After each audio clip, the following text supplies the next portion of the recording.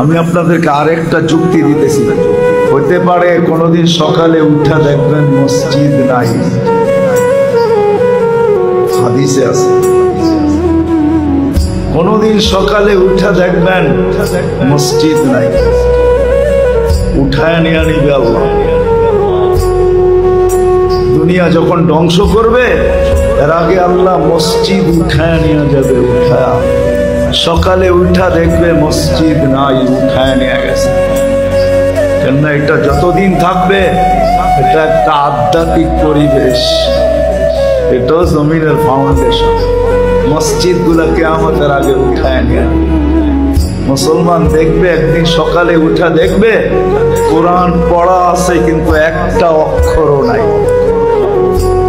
সব আল্লাহ উঠায় নিয়ে নেবে। তখনই পরিপূর্ণ সিগন্যাল আসবে এখন আমরা ধ্বংস করতে চলছি, যা তৈরি করছি তা ধ্বংস করা। সত্য এটি। কিন্তু আমরা যদি এর সাথে অগাধ মহব্বত রাখি, ভালোবাসা রাখি, একে আবাদ করি, আসা যাওয়া করি, সাহায্য সহানুভূতি দেখাই, তাহলে ইনশাআল্লাহ হতে পারে যত তাড়াতাড়ি উঠা যাওয়ার ইঙ্গিত দেখতেছি তত তাড়াতাড়ি উঠবে না, আরো কিছুদিন আল্লাহ রেখে